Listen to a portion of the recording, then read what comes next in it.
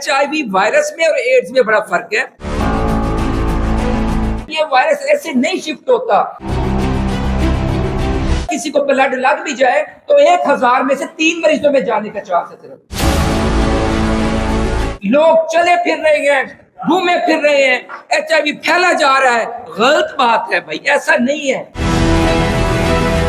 HIV virus کا کسی میں ہو جانا اس کا مطلب ہے وہ قابل علاج ہے. ٹیبلٹس لیتے ہیں, پوری عمر وہ لوگ اپنی زندگی ٹھیک گزارتے ہیں. اسی تھیٹر میں ایک پیشنٹ آپریٹ ہوا جو کہ ہیپاٹائٹس سی کا تھا, اس کا سیٹ بھی علیحدہ ہوتا ہے. اتنا لیبائل وائرس ہے, چھوٹی سی ہیٹ سے مر جاتا ہے. اب یہ پیشنٹ چھپنے شروع ہو گئے بجائے سامنے آنے کے.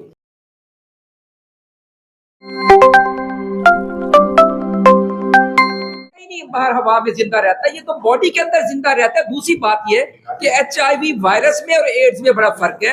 HIV وائرس کا کسی میں ہو جانا اس کا مطلب ہے وہ قابل علاج ہے. ٹیبلٹس لیتے ہیں, پوری عمر وہ لوگ اپنی زندگی ٹھیک گزارتے ہیں. تو ہم ایک سٹگما بنا دیا ہے ان بیچاروں کے لیے جن کو خدا نہ خواستہ HIV ہے. وہ اپنے ٹیسٹ کروانے سے ڈرتے ہیں اپنے, ان کو پتہ ہے کہ اگر ہم ٹیسٹ کروائیں گے تو ہم اپنے کسی دوست احباب کو, معاشرے میں کسی کو اپنا منہ کیسے دکھائیں گے. اور اب یہ پیشنٹ چھپنے شروع ہو گئے بجائے سامنے آنے کے. اس پیشنٹ کی حد تک میں جہاں تک آپ کو کہنا چاہتا ہوں کہ جو ہمارے لوکل SOPs ہیں وہ ٹھیک ہے, میں مان لیتا ہوں کہ اس میں آپ نے پہلے BSc کو چیک کرنا, لیکن انٹرنیشنل گائیڈ لائنز میں نہیں ہے. آپ یہ بتائیں کہ ایک پیشنٹ کو چاقو لگ کر آتا ہے, ایک پیشنٹ کو گولی لگ کر آتی ہے, ہم اس کے 2 دن ویٹ کریں گے کہ پیشنٹ آپریٹ ہو, 2 دن ٹیسٹوں کو ویٹ کریں گے کہ وہ آئے اور ہم اس کو آپریٹ کریں. کبھی ایسا نہیں ہوتا. انٹرنیشنل گائیڈ لائنز بھی ایسے نہیں کہتی. اس پیشنٹ کی جان بچ گئی ہے اور اس پیشنٹ نے خود اپنا مجھے صبح اپنے بیان دکھایا کہ سر میں اتنا خوش ہوں ڈاکٹرز کمیونٹی کے ساتھ کہ انہوں نے میرے پہ احسان کیا ہے. ابھی چونکہ ہمیں نہیں معلوم کہ ہمیں اس کے اس بیان کو جو اس نے دیا ہمیں دینا چاہ رہے ہیں, آ کر اس کو ہم وائرل کریں یا نہ کریں, یا آپ کے سوشل میڈیا پہ دیں یا نہ دیں, ذرا ہمیں قانونی نکات کا نہیں پتا, لیکن اس کی دعائیں تو جا کے سنیں. اور جو ڈاکٹرز ہمارے جن نے آپریٹ کیا ہے انہوں نے پورے SOPs پہ عمل کیا ہے. میں برملا کہتا ہوں آ کر کہ پورے SOPs پر عمل ہوا ہے, کسی SOP کے بغیر نہیں ہوا. اور پورے اس دن ایک پیشنٹ آخری وہ آپریٹ ہوا اور اگلے دن اسی تھیٹر میں ایک پیشنٹ آپریٹ ہوا جو کہ ہیپاٹائٹس سی کا تھا, اس کا سیٹ بھی علیحدہ ہوتا ہے. تو اس لیے آپ یہ کہنا کہ لوگ چلے پھر رہے ہیں, گھومے پھر رہے ہیں, HIV پھیلا جا رہا ہے, غلط بات ہے بھائی. ایسا نہیں ہے, ایسا نہیں ہے. یہ وائرس ایسے نہیں شفٹ ہوتا. اور اگر کسی کو بلڈ لگ بھی جائے تو 1000 میں سے 3 مریضوں میں جانے کا چانس ہے. صرف 1000 میں صرف 3 مریضوں میں.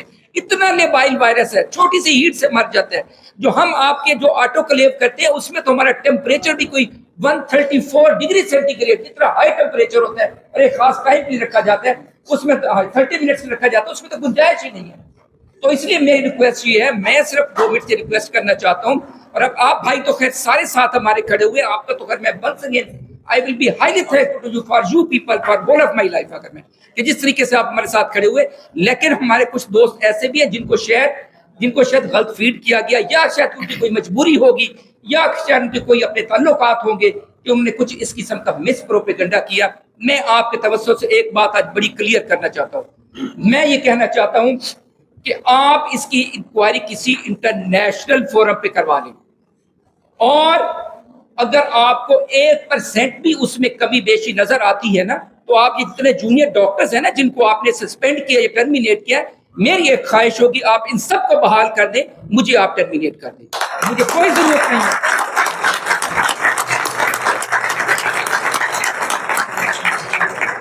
یہ میں سیکرٹری صاحب سے بھی کہوں گا, اپنے جو بھی ہیلتھ کے آفیشل سے کہوں گا کہ آپ خدارا کم از کم ڈاکٹرز کو ڈسکریج نہ کریں.